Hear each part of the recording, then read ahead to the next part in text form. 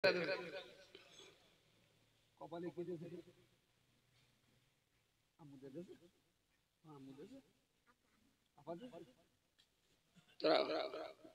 নাম কি? তোমার নাম?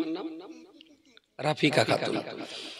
সুমাইয়া রাফিকার বড় আপা, তুমি ছোট আপার কপালে টিপ দিয়েছো, আর কখনো টিপ দেবে না সোনা, টিপ ব্যবহার করতে নেই। এর একটা খুব জঘন্য ইতিহাস আছে, কখনো টিপ কপালে পড়বে না। আল্লাহ তোমার কপালটা সুন্দর করেছে, এই সুন্দরটাই আল্লাহর দরবারে কবুল হোক। কোন মা মনের ভুলেও কখনো কপালে টিপ দেবেন না, হাতে নেল পালিশ দেবেন না। আচ্ছা, হাতে যদি নেল পালিশ দেয়, এই নেল পালিশ দেওয়া অবস্থায়, ওর নাম আফিকা নাকি রাফিকা, তোমার হাতে নখ দেখি, নখ এরা মেরে মোকান নেল পালিশ দাও কেন? ওটা ফাঁকা সামনে দেখাচ্ছে না, দেখি না একটু দিলি কেমন ফাইন দেখাতো। কালকে তো দেবে না, দেবেন না? তাহলে বসেন। এই মশলাটা বলেন, হাতে নেল পালিশ ছিল, আল্লাহ না করুন সেই অবস্থায় ইন্তেকাল করেছেন। এই ডেড বডিটার জানাজা পড়াতে গেলে তো গোসল দেওয়া তো ওয়াজিব, তাই না? গোসল তো দিতে হবে। নেল পালিশ থাকা অবস্থায় কি গোসল হবে? গোসল হবে না। তাহলে এখন ওটা ব্লেড দিয়ে তুলতে হবে। মৃত ব্যক্তির গায়ে অস্ত্রোপচার করা হারাম। এবার কি করবেন? কি দেবে? লিকুইড দিলে কি উঠবে? লিকুইড দিলে তাও মশলাটা একটু ক্লিয়ার হবে।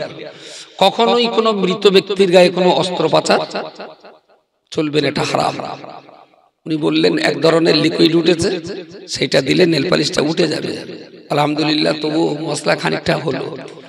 তবে যে মা নেল পালিশ দেবে তার দেহ কিন্তু কখনো পাক থাকে না, দেহ না পাক থেকে যায়।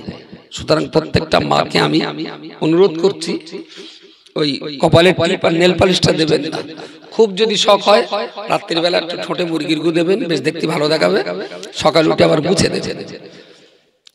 কারণ অনেক স্বামী চায় তার স্ত্রীর সৌন্দর্যের জন্য, যা সাজগোজ করার রাত্রি করবেন, লোকে দেখাবার জন্য করবেন না। আপনার সাজগোজ, আপনার সৌন্দর্য আপনার স্বামীর জন্য, আর কারোর জন্য না, এটা মাথায় রাখবেন। মরা বাড়িতে আজকাল মেয়েরা যায় মনে হয় যেন দীঘায় পার্কে, পোশাকের এক্সিবিশন হয়, কিডা কত ঢং করে যেতে পারে।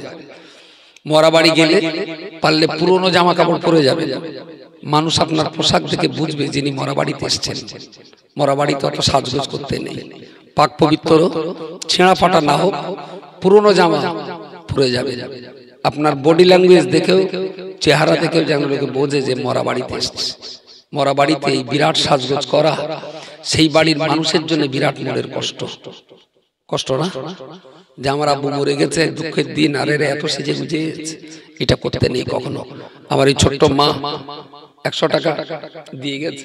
আল্লাহ যেন আমার মায়ের হায়াত কিসমতকে আল্লাহ দারাজ করেন, পড়াশোনার জীবনে আল্লাহ যেন প্রতিষ্ঠিত করে দেন। বলুন আল্লাহুম্মা আমিন। নামাজি সন্তান, সংসারে যেন আল্লাহ খাওয়া একটু কম হয়তো হোক, গোশের দরকার নেই, আল্লাহ শাগার ডাল জুটিয়ে দিক, যেন সব সংসারে আল্লাহ শান্তিটা রাখেন। গোশ খেয়ে অশান্তিতে কাটানো যায় না, শাক খেয়ে ডাল খেয়ে শান্তিতে খুব আনন্দ করি জীবন কাটানো যায়। বিরাট মাছ গোশ আল্লাহর কাছে দাবি নেই। আল্লাহ যেন হালাল খাদ্য একটু ডাল শাক জুটিয়ে দেন, আর যেন আমাদের সংসারে আল্লাহ শান্তি নসিব করেন। বলুন আল্লাহুম্মা আমিন।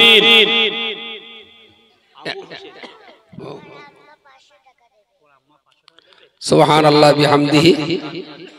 আর কোচির মা মনে হচ্ছে ফোটা দোকানে খুব বলে, কিন্তু সায়মা শোনে না। এই বড়াবার নাম কি? সুমাইয়া, তাই তো? সুমাইয়া শোনে না। সুমাইয়ার নাম করে বলেছি, ওর মা বুঝতে পেরেছে যে কোচি হয়তো এবার ভালো হবে। ওর আম্মু আবার 500 টাকা দিয়েছে।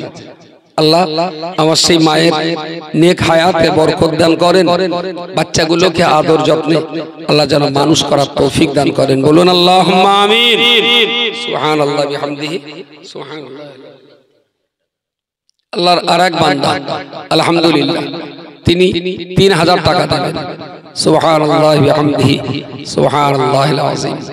রাসূল বলেছেন, জবানে উচ্চারণ করা বড় সহজ, মিজানের পাল্লায় বড় ভারী। আল্লাহর কাছে অত্যন্ত প্রিয় দুটো কথা, সুবহানাল্লাহি ওয়া বিহামদিহি সুবহানাল্লাহিল আযীম। বুখারী শরীফের একদম সর্বশেষ হাদিস এটা। চলতে ফিরতে উঠতে বসতে হাটে ঘাটে মাঠে যেখানেই থাকুন না কেন, যখন গোসল ফরজ হয়ে যায় তখন এই কথাটা বলা যায়, তখনও আল্লাহর প্রশংসা করা যায়, কোরআন তেলাওয়াত করা যায় না, বাকি অন্যান্য আল্লাহর প্রশংসা সুবহানাল্লাহ আলহামদুলিল্লাহ এগুলো বলা যায়। তো সদা সর্বদা চেষ্টা করবেন সুবহানাল্লাহি ওয়া বিহামদিহি সুবহানাল্লাহিল আযীম, এই কথাটা ইমানদার মুমিন মুসলমানের ঠোঁটের অলংকার, গহনা, ঠোঁটের সৌন্দর্য, এগুলো বজায় রাখেন।